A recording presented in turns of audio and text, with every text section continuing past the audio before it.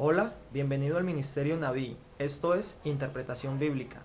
Hoy quiero explicarles el texto que se encuentra en la primera carta de Juan, capítulo 5, versículo 7. Un texto que ha generado mucha polémica a través de los siglos. Voy a enseñarles realmente qué fue lo que pasó con este versículo y cómo llegó a ser parte de la escritura original. Lo primero que tenemos que tener en cuenta es que este versículo es un añadido a la escritura. Nunca hizo parte de la estructura original del texto. Pero cómo llegó este versículo a ser parte de la escritura y cómo algunas denominaciones cristianas lo citan como un texto original inspirado por el Espíritu Santo, viendo que no fue así desde el principio. Bueno, en el siglo XVI, el cardenal Francisco de Cisneros tuvo la gran idea o la gran empresa de hacer una traducción de la Biblia en el idioma original o en el idioma griego. Él llamó a esto la políglota complutense. Antes de que esta versión de la escritura saliera a la luz, fuera publicada, Erasmo de Rotterdam también quiso publicar su texto de griego. Él quiso adelantársele al cardenal Cisneros. Esto fue una lucha o una contienda que suscitó mucha pelea, mucha controversia. Erasmo, como era apoyado por el Papa León X, quien fue al final quien le dedicó su libro, le dedicó su versión en griego, este Erasmo fue patrocinado por el Papa y por otros editores, patrocinado con dinero. Erasmo, al querer sacar o al querer entrar en la historia como el primer hombre que publica un texto griego, que al final lo publica en 1516, lo hace de una manera tan rápido que su traducción, dice él mismo, pues no es el resultado que él espera, queda como mal hecha. No es un trabajo de un erudito pues del nombre de Erasmo. Él entra a corregir esto en el 1519, sacando su segunda edición. Pero lo que nos interesa a nosotros, investigando este texto, es la tercera edición que salió a la luz en el 1522. ¿Qué fue lo que pasó en esta tercera edición? En esta tercera edición fue donde se añade el texto que se encuentra en Primera de Juan 5:7. ¿Por qué Erasmo, siendo un erudito y él conociendo que este texto no hacía parte de la escritura original, por qué lo incluyó en su versión griega? Porque él hizo una especie de apuesta, o él prometió, dio su palabra al Papa y a los cardenales, que eran los que le insistían en que debía incluir este texto en la Sagrada Escritura que él estaba haciendo. Él siempre se opuso a insertar este versículo en la Escritura porque sabían ellos que no era parte de la idea original del escritor Juan.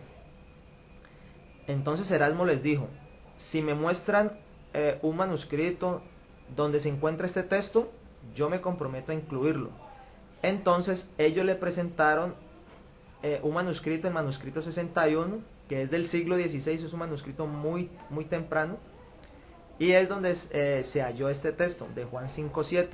Erasmo se dio cuenta de que este versículo no era original y que además venía de ser retraducido del latín al griego, algo ilógico, porque primero fue escrito la escritura del Nuevo Testamento en griego, después se hizo una versión en latín, después se hacen diferentes versiones, ya sean en inglés, español o en otros idiomas. Pero lo que encontró Erasmo fue que este versículo fue retraducido del latín al griego, como ir en reversa, en retroceso. Él, al ver comprometida su palabra, él decide con el dolor en su corazón incluirlo. Ahora, ¿por qué llegó como esta idea o este versículo a ser parte de la Biblia? Porque esto fue una idea o un comentario que hizo San Cipriano. Él, al leer el manuscrito que él tenía pues en su época, San Cipriano, a un lado los copistas o los que leían las escrituras, a un lado, ya sea arriba o abajo como un pie de página o a un lado, ellos hacían anotaciones de lo que le parecía que debía ir incluido. Cuando pasan muchos siglos, la iglesia tomó esta anotación de Cipriano, una anotación que él hizo como un pie de página, y le hizo campo le abrió campo a la escritura original, y así fue como una idea de un hombre vino a ser parte del texto original. Lo que hizo Cipriano fue hacer un comentario a pie de página. Eso fue un comentario a pie de página, pero la iglesia le abrió campo y lo insertó como escritura inspirada por el Espíritu Santo.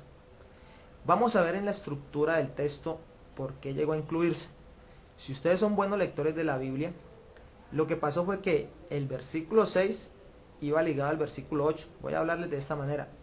Y lo que pasó fue que se hizo un espacio entre el versículo 6 y el versículo 8 para darle cabida al versículo 7.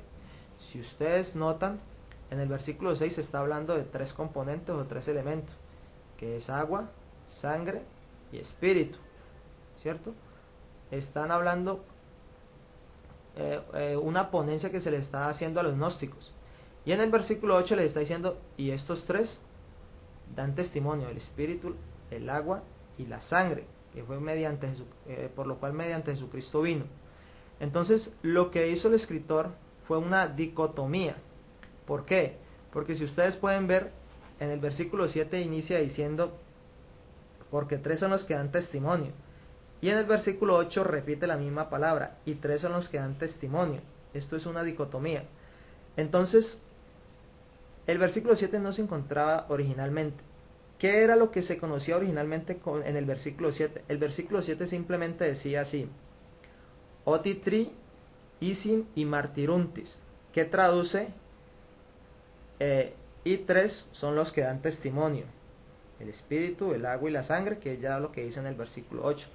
Entonces, resumiendo, el versículo 7 nunca hizo parte de la escritura original. El versículo 7 es un versículo añadido, no es inspirado por Dios, no se puede citar para apoyar una teoría o una tesis de la Trinidad. El versículo 7 fue metido forzosamente porque para incluir este texto hubo de por medio dinero. Si Erasmo no fuera incluido este texto, el patrocinio que le estaba dando el Papa no lo iba a seguir recibiendo. Entonces Erasmo fue forzado a incluir este texto porque si no, no le seguían pagando pues para hacer su traducción.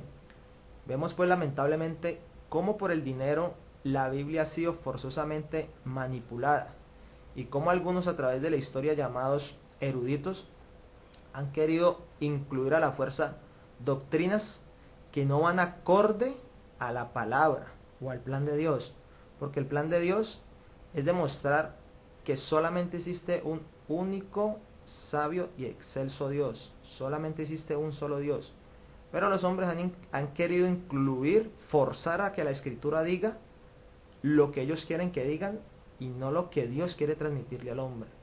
Hermanos, ha sido un placer explicarles este texto. Me gustaría que ustedes investigaran más acerca del texto. Muchas gracias por el tiempo que ustedes me dispensan. Los quiero mucho en el amor del Señor Jesucristo. Sigan siendo felices, bendecidos y que el Señor los bendiga. Amén.